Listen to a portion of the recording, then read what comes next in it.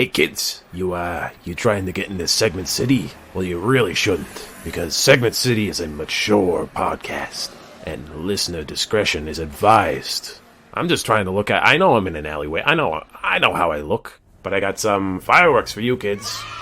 I got snakes and I got sparklers. That's all I got. Oh, don't give me that.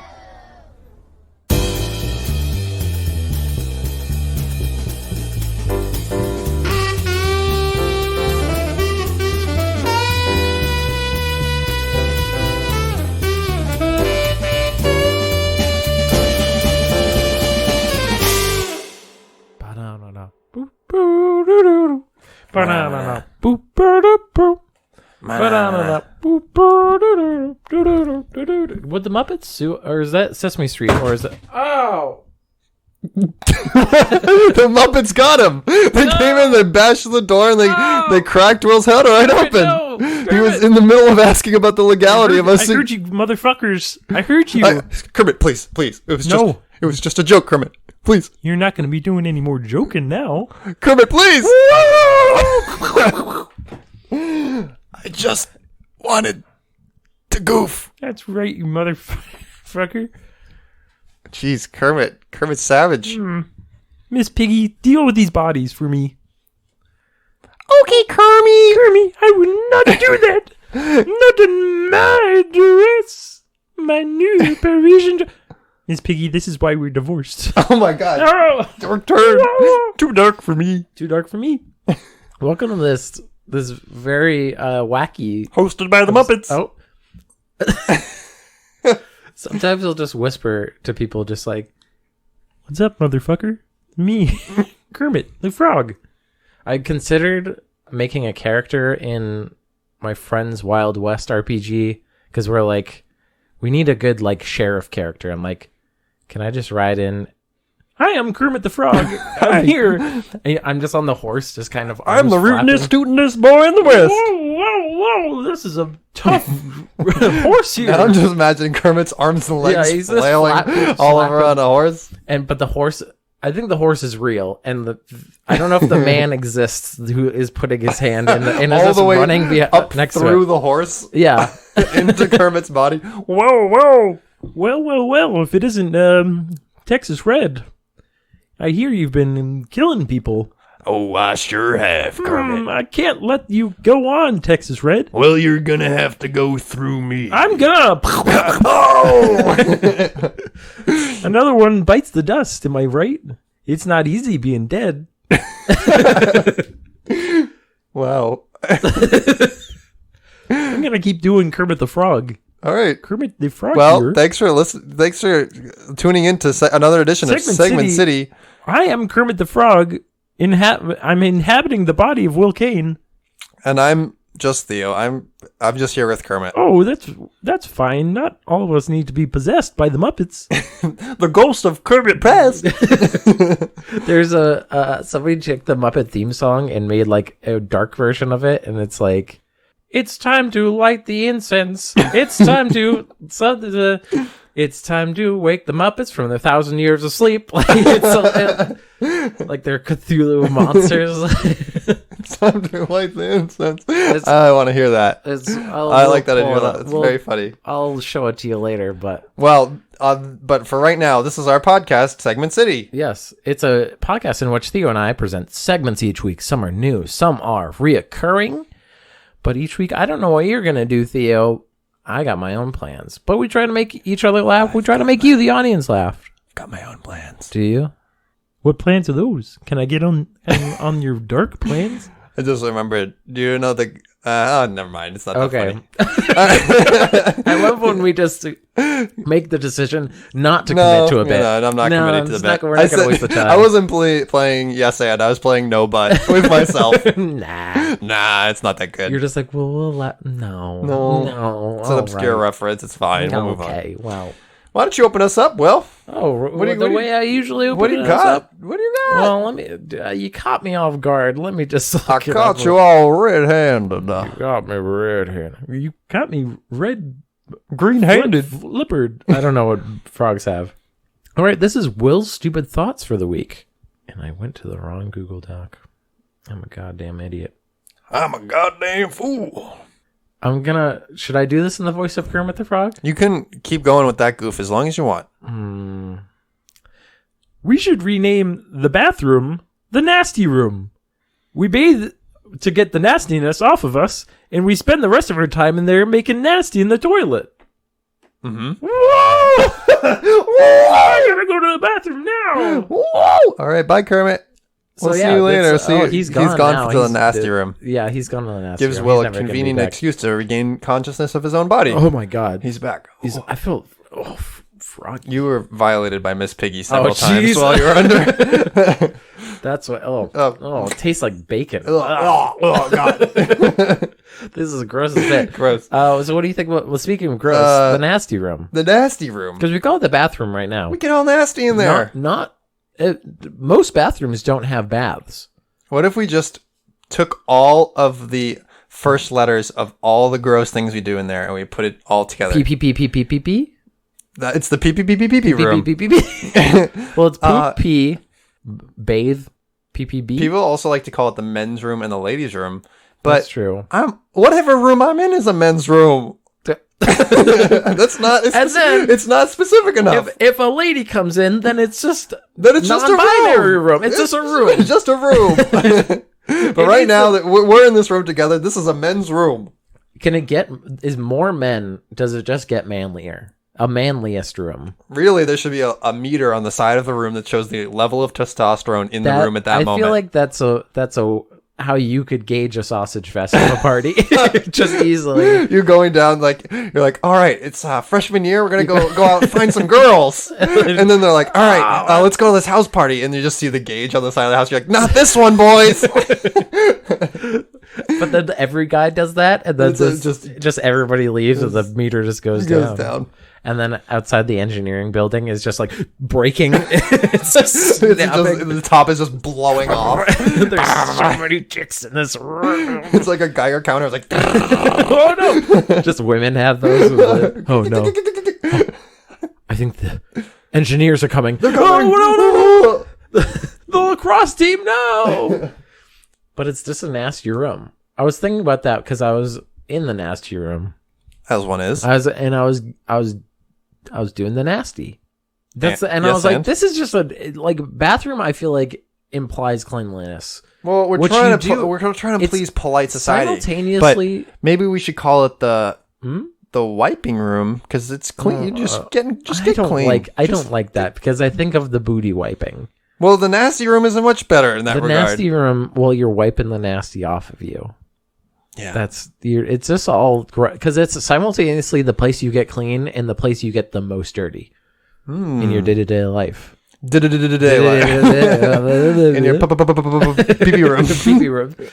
Pee-pee poo-poo. Yeah, because other than the train, which is a disgusting hive of germs, we can all agree that the bathroom on the train is the grossest place in the world. The Boston Green Line is a big bathroom. It's one big bathroom because based on Have you ever the seen smell, it after a Celtics game? Ugh. All those boys, hey, I'm taking a piss. Watch my back, kid. I'm peeing in this corner. And he has his legs spread open like he's not even hiding it. He's taking up as much space as possible. Whatever, it's like, just come the fuck. Like, I just want to go home. He's like cutting a hole in one of the seats. It's like, sometimes you got to do it yourself, kid. I'm going to teach you how to survive into the hole, you know. Teach you how to survive in the bean, you know. I had a mighty bean chili before you, so I got a blast, if you know what I'm saying. Nobody look. Jimmy Neutron's blasting off again. Team Rocket. Wait. Jimmy Neutron is brain blast. Team Rocket is blasting off again. That's 2. Brain blast. Uh-oh, he's back to Kermit. Oh no. No, I wasn't Kermit again. Brain blast. Brain blast. Well, do you gotta? I think we're done with the nasty room. The nasty room. Sometimes you gotta be done with the nasty room. Well, I do have a segment for you. Oh, do you? Yes. It's like the whole point of the show, so I'm glad. So this is a peek behind the curtain for the listeners. Okay. Tomorrow is voting day for us. Mm-hmm. For the primaries. Primaries. Yes. And I was telling you before we started recording that I had some prepared segments and then one just like fell in my lap. Yes. So my coworker had sent me a message and he was like, if you look at the Libertarian list of candidates, it's pretty buck wild. Is it? Apparently. This is the first political segment we've had. I mean, it's the we're not Libertarian going to Party. be... I don't feel that bad about it. Those poor libertarians. On the ballot. You're from New Hampshire. On the ballot is Dan Taxation is Theft Vermin.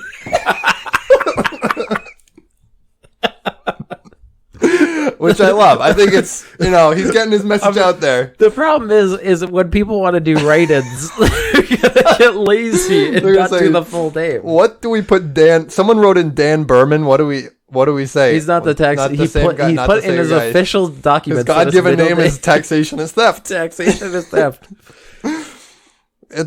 It's pretty funny. But what the main event is Vermin Supreme. Have you heard of Vermin Supreme? Of course I've heard of Vermin Supreme. Do you know the antics of Vermin Supreme? I love Vermin Supreme, but the audience probably doesn't know. So Vermin Supreme is a guy from New Hampshire originally who runs for office at various levels. Yes, he's always running. Local, state, and national levels. This year he's running for presidential candidate for the Libertarian Party. You know what? I might vote for... No.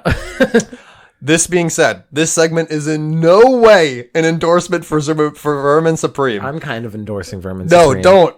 I'm not taking a political stance on Vermin Supreme. Some of his stances I agree with. If anything, steer clear. No. I don't think you mean that. Okay, does he have new stances? Because he might have updated his thing. Because some of his things I know about and I love. Vermin Supreme is known for wearing a boot on his head and carrying a large toothbrush, and has said that if elected president of the United States, he would pass a law requiring people to brush their teeth. That sounds like a Theo-ism. It sounds like something you would force. Rules of etiquette. Hard cut to me in the future holding a giant toothbrush like, oh, y'all gotta brush your teeth. If I see a carriage on this street, I'm gonna murder somebody with my giant toothbrush. Well, make no mistake, what I'm suggesting is fascism. I'm so glad that you said that on...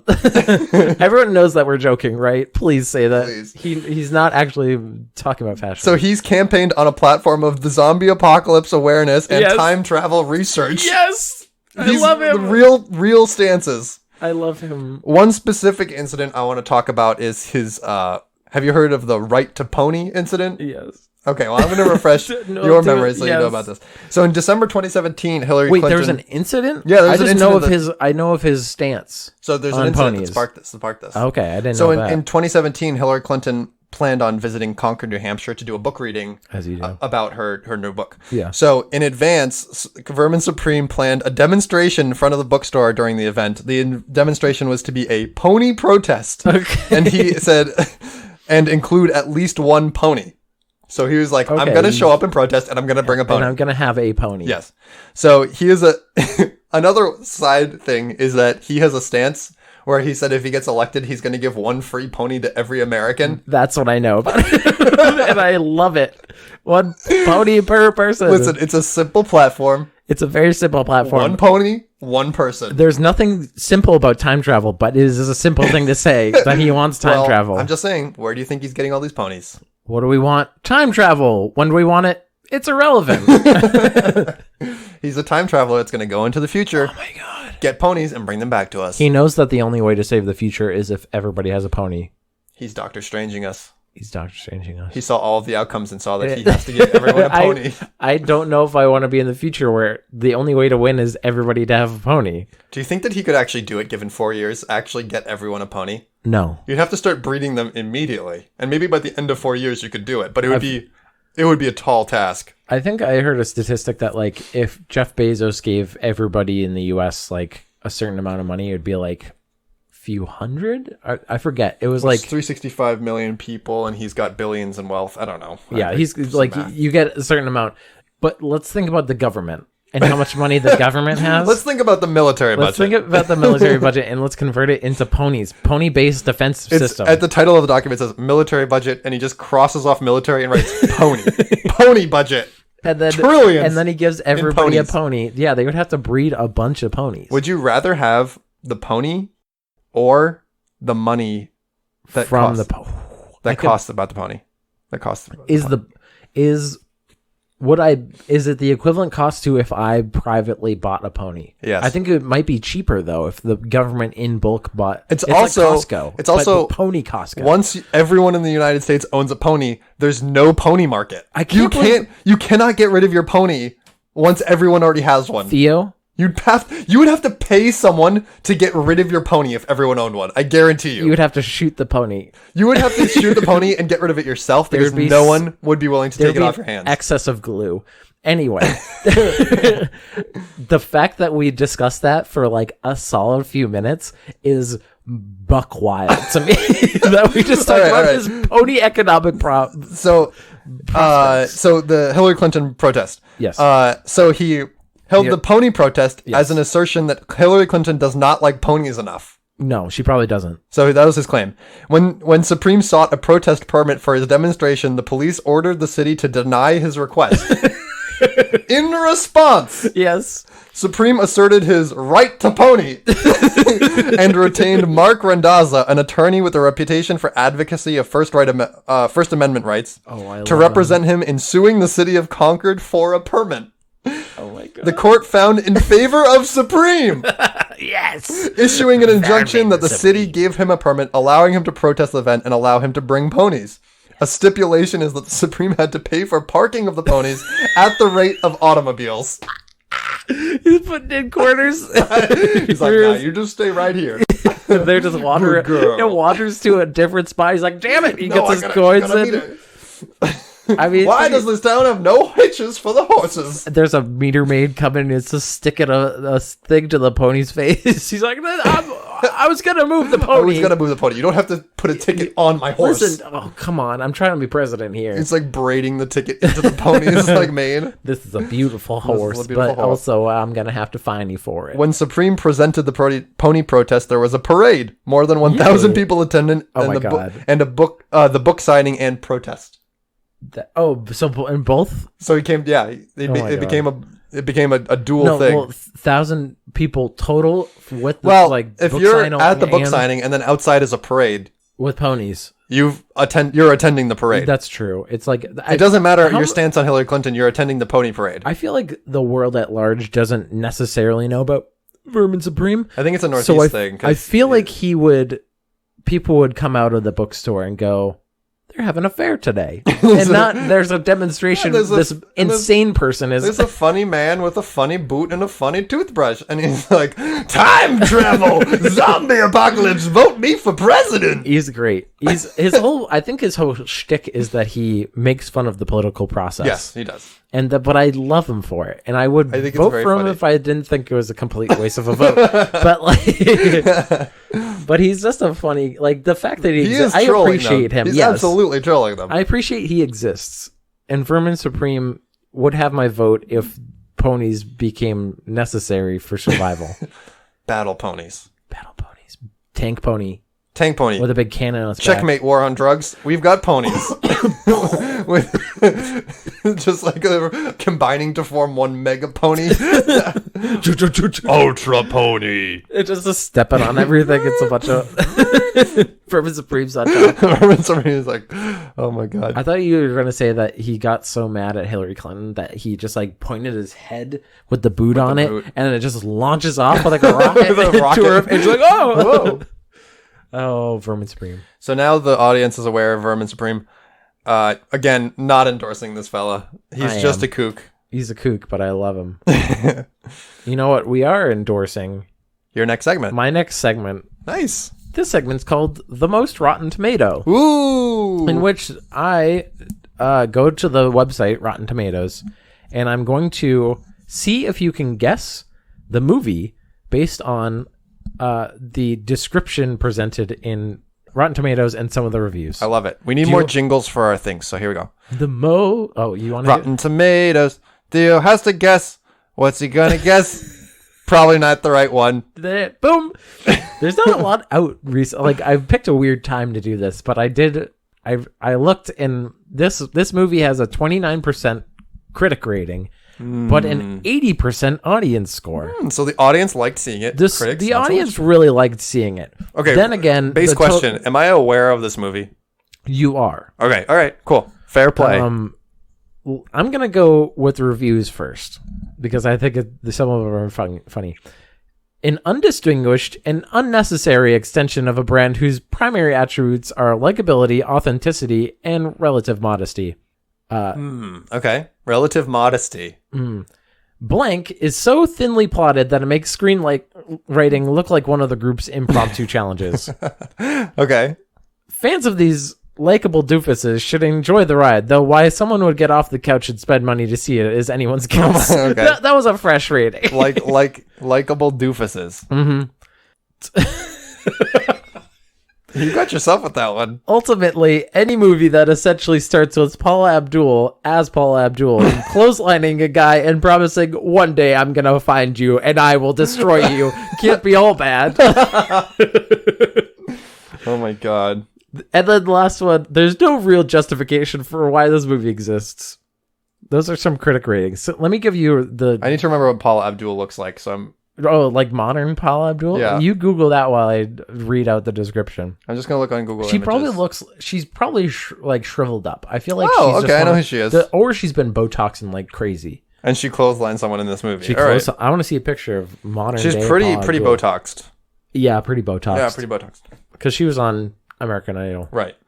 All right, so the film tells the story of a humiliating high school mishap from 1992 that sends the blank on the road. I'm not saying it's the name of the... Got it, yeah. Competing in hidden camera challenges for the chance to turn back the clock and redeem 3 of the 4. The film stars I don't know if you know, the Tenderloins, and it's produced by the Tenderloins, Chris Henshey, and Funny or Die's Jim Ziegler. I'm going to know the title as soon as we say it. Yeah. Do you want me? Do you give up, or do you want me to go more into this? Go more into it. Because we did talk about this privately last week or the week before. About what? About this movie. We did? Yes. Let me. Well, give you some... is it Sanic? I mean, no, it's not Sanic. We talked about this privately, and I think my mom talked to you about it, or I brought it up because my mom told me about it. Your mom told you about this movie? It's gags and kind of goofs. Is it Jackass? No, it's not Jackass. No, it's like Jackass. It's like Jackass, though. But it's more like family friendly, I suppose. Oh, I don't know. 4 dudes. The movie is Impractical Jokers, the movie. Yeah, right. Okay, we did talk about this. Impractical Jokers, yeah. But it's... Apparently everyone just kind of fucking hates... Well, all the reviews hate it. And then everybody's like, I like this movie. It's Impractical But it's like, why would you... Whenever they do that, at least for Jackass, they did like big shit. I don't know what you do for Impractical Jokers. Listen, it should have been Hideo Kojima's first clue that 81% of people like this one, that America wasn't going to love Death Stranding. All right, like, that should have been his very first clue. That's very true. I was also looking through Rotten Tomatoes, and I just want to bring up the title of a movie I found that I didn't know existed. Which is? It's called Brahms, The Boy 2. Oh, yeah, I saw this. Did you? Yeah. Why is I saw a headline that said, the weird title is the best part about the movie. Well, it has a 10% tomato. Yeah, people really are hating on and the movie. audience hates it too. Brahms the Boy 2. Brahms the Boy 2. Who's Brahms? Like, they expect you to know who Brahms Who is Brahms is. the Boy 1? Brahms? Who's Brahms the Boy 1? Yeah. Who's this boy? Who's the boy? You would have thought that would have been explained in the first one. Oh, hold on one moment. So, related. Yeah. We were like, who's the boy? Yeah. When my coworker told me about Vermin Supreme the first time, I was like, who the fuck is Vermin Supreme? Yeah. And then I went on the Wikipedia page, and it says he was the subject of a 2014 documentary, Who is Vermin Supreme? An Outsider Odyssey. And I was like, oh, apparently they knew this question was coming. Yes, they did. They were just like, yeah, nobody knows who Vermin Supreme is. I was going to pick for the most Rotten Tomato. I'm just like, this is quick before we're gonna move on, because I don't think this movie is that interesting. It's called My Spy, and it has Dave Bautista. My Spy, Mai Tai, or he drinks a Mai Tai. That's the entire movie. That's the whole movie. I'm just gonna read the description. My Spy follows JJ, a hardened CIA operative, Dave Bautista, who has been demoted and finds himself at the mercy of a precocious 9-year-old girl named Sophie, where He has been sent undercover begrudgingly to surveil her family. When Sophie discovers hidden cameras in her apartment, she uses her tech savviness to locate where the Hacker surveillance voice. operation is set. But it's a little girl, and she's like, I'm in. Yeah, so it's Jurassic Park. And she catches... I know this system. And no, it's not Jurassic Park. It's the pacifier.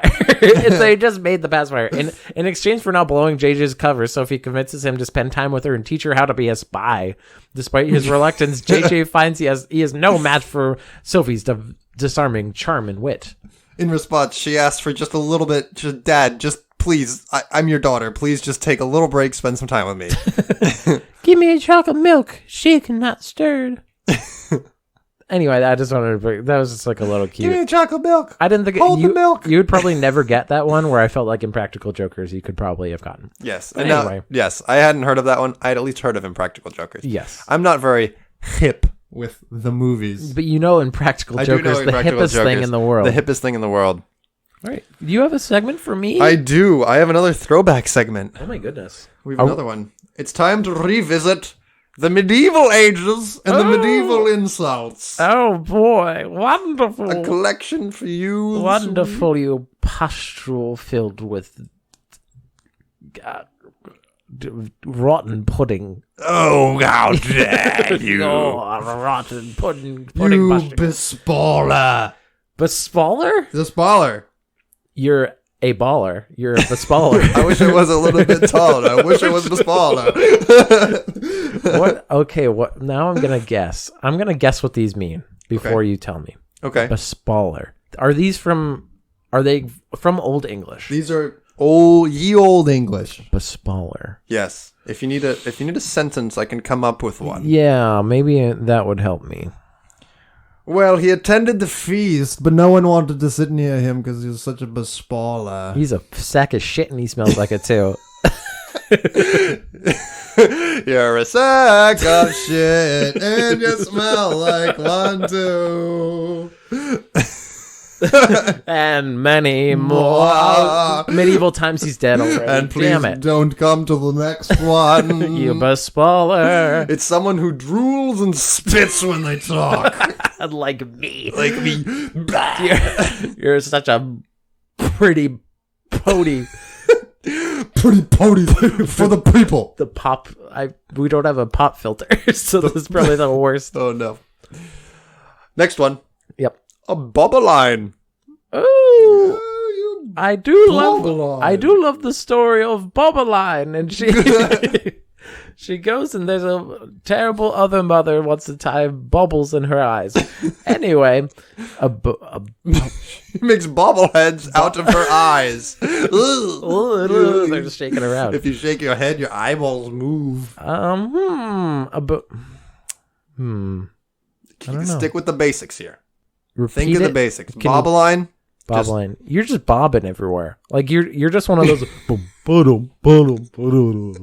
You're making a little tuba noise there. Yeah. You look like a cartoon character. You look like Droopy like walking a around. Fool. A A fool? boboline is a fool. You You're- fool. If you weren't such a boboline, you would have gotten that one. You fool. Listen, you fucking Boboline. I can't believe you're shit. You're an idiot. I like the mixing of old and new. I dabbed on the boboline. So just say, I flossed on this Boboline. These motherfuckers. Gotta flex on this boboline quick. Pocket full of Bobolines. Oh shit. Next one is like Clasomaniac. A Clasomaniac. That sounds like you're really into closets. Closemaniac. I'm a closet maniac. Don't let me out the closet. I'm a maniac. I'm a maniac, but I hide it real well. Closomaniac. Maniac is like you're a mania, like Sure. insanity. You're talk too close to people. Oh, okay. So it's actually pretty good. Pretty close. So this one is someone who seems to be able to speak by shouting. Oh, okay. So it's constantly just You yelling. Closomaniac. I get accused of this sometime by Laura. Do you? Yeah. Of always yelling? Yeah. That's what happens when you and I are in a room. What? What? What about a Cumberworld? Ooh, a Cumberworld. Come on, It sounds like a Cumberworld. I'll put on my cummerbund and then my Cumberworld, and I'll become your Cumberworld. Cumberworld is Benedict Cumberbatch's convention. Welcome to Cumberworld. We got cucumbers everywhere. We got Doctor Stranges. we got what's all of your favorite roles by Benedict Cumberbatch. Investigation show he's in? Sherlock. Sure, we got the Sherlock. We got the Doctor Stranges. Dr. Sherlock. What else is he? Is he in the Imitation Game? We got the Imitation in games. If it's Eddie Redmayne, close enough. Come anyway. on down. Win yourself a stuffed cumber. Oh, don't say it. It could be Cucumber World. It could be Cucumber. Yeah, that's what I thought for Cumberworld. Cumberworld? Cumberworld. Cumbersome is when something is like bearing on you. Mm-hmm. So maybe like somebody who's a burden. Oh, someone who is so useless that all they do is take up space. Yeah. That's very good. Well done. Point for William. I know my etymology. Now let's see if you get this one. Driggle Draggle. Listen, you Driggle Draggle. You're Driggle Draggle. That sounds like a fancy little, like a lord would say that. Just listen, you Driggle Draggle. My lord, I don't know what that means. But it sounded insulting. Yes, my lord. Yes, my lord. You Driggle Draggle. Oh, my lord, it hurts my feelings. Now you go and get your Cumberworld, and you bring it back here. Oh, my lord. Yes, my you know lord. what? This is systemic oppression, and I don't like it none. You're making a lot of sense, but I'm not giving you any credit. What about democracy? You get out of here. Oh, I'm just gonna go out into the Cumberworld and see what people think about your Driggle Draggle. I'm gonna make something of myself in this Cumberworld. Driggle Draggle sounds like a very fancy elf, like from a fancy world. It's like, oh, wonderful, but you're carrying. I'm a free Driggle Draggle. You're dragging a corpse, and he's like, "We're just going to Driggle Draggle him away." What? Oh, just one quick mistake and then a free life for us. And before the police get us. Oh no! A Driggle Draggle is an untidy woman. Oh no! Oh no! A Driggle Draggle. So me, I'm just Oh, an you untidy. Driggle I just Draggle. imagine just like. What an untidy woman. And just like a single like floof of her dress is not tucked in properly. And they're like, what a Driggle Draggle. Come over here, you Driggle You Draggle. Driggle Draggle. Next one is Nash Gab. Nash Gab.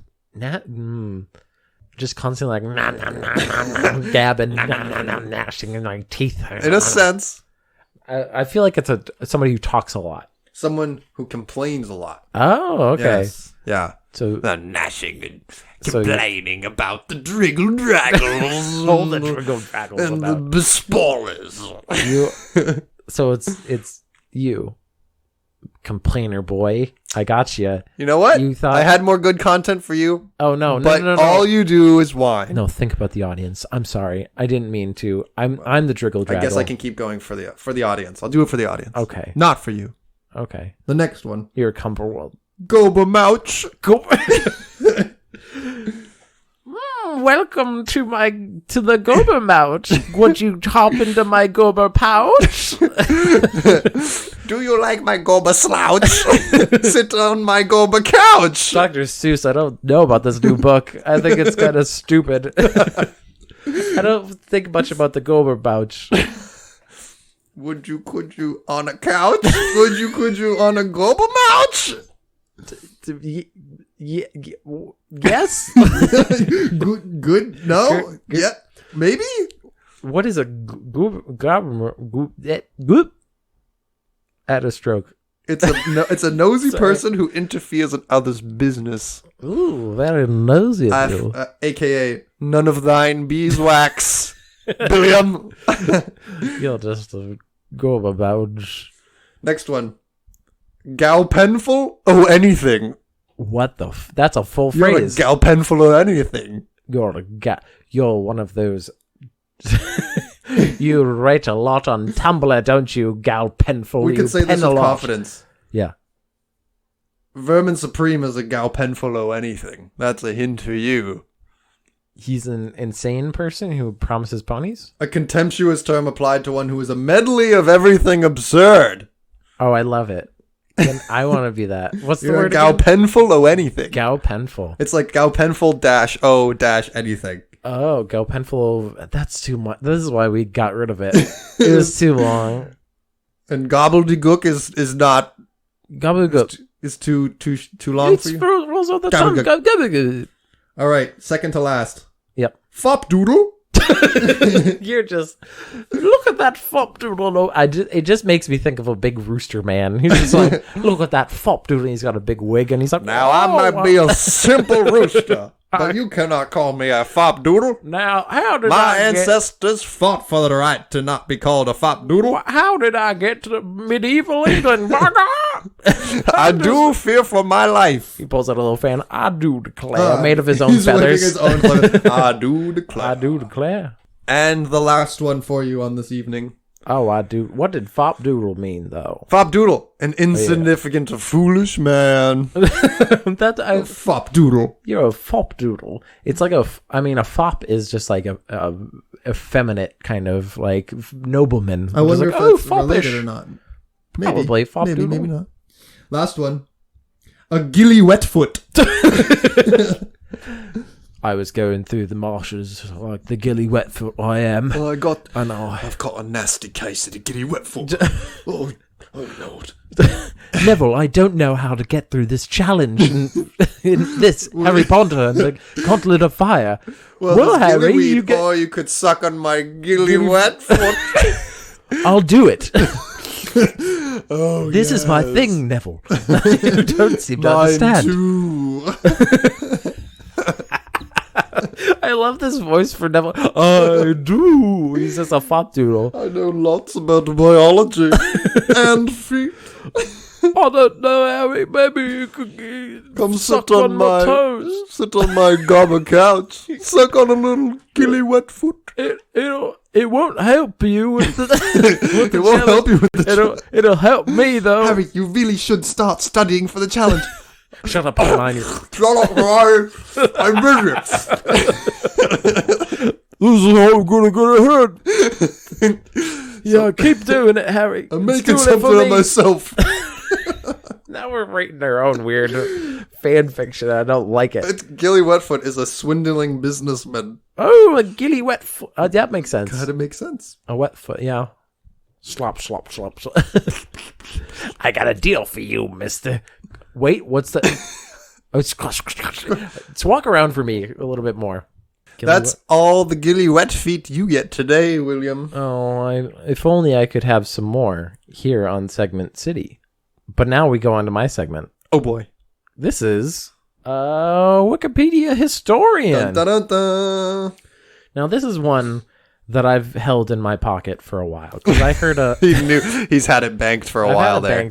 Because I heard this originally, I think, on the Dollop podcast, which if you want a longer form version, definitely check it out. This is because they go... Fuck? My cat just disappeared into my, like, just a corner.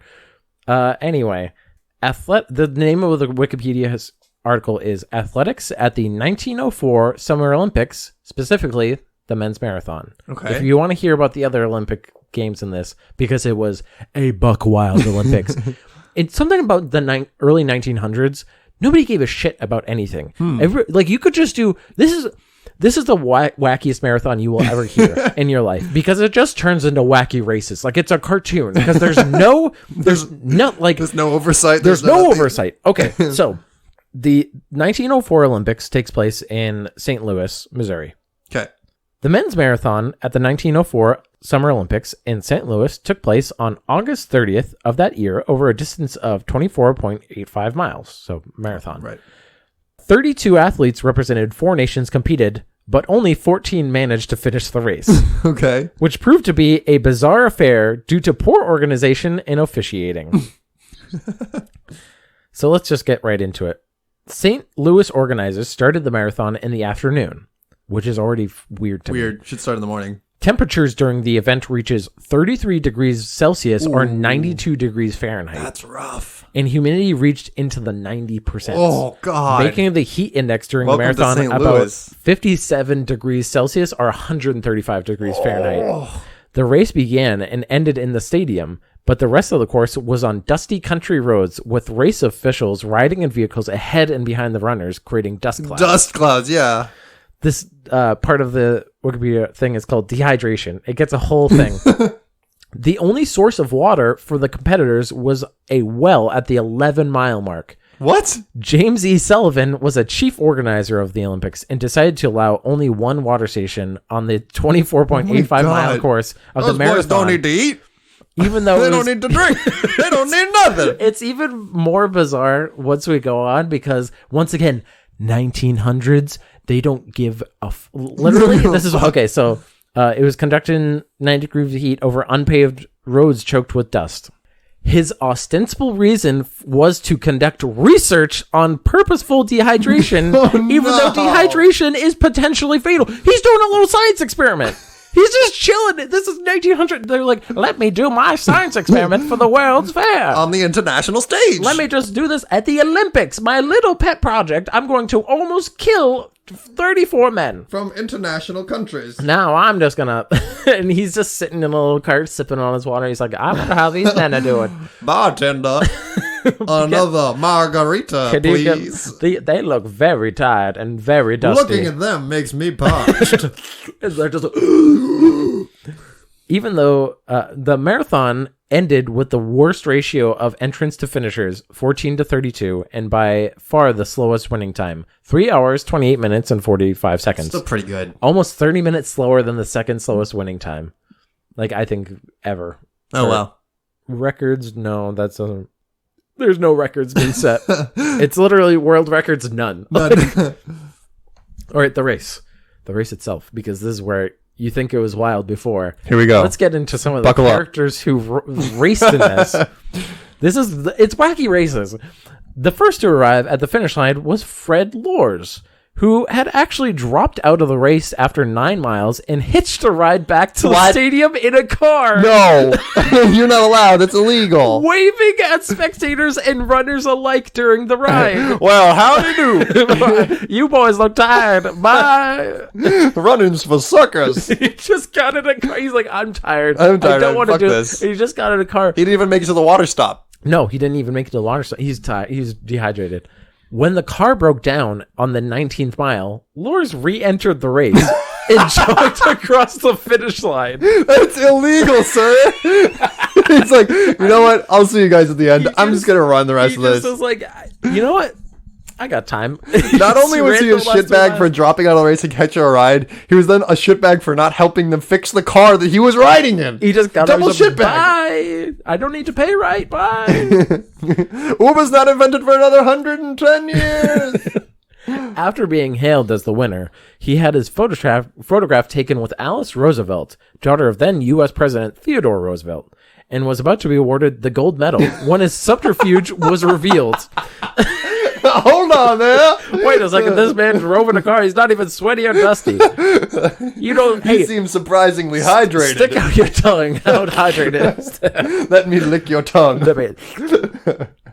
Upon being confronted by officials, Lors immediately admitted his deception, and despite his claims he was joking, it's a joke, dude. It's a prank. It's a prank.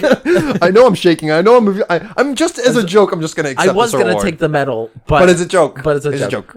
The AAU responded by banning him for a year. He later went on to win the 1905 Boston Marathon. By God, do you think he caught a ride? He maybe did. He went on the tee. Thomas Hicks ended up being the winner of the event, although he was aided by measures that would not have been permitted in later years.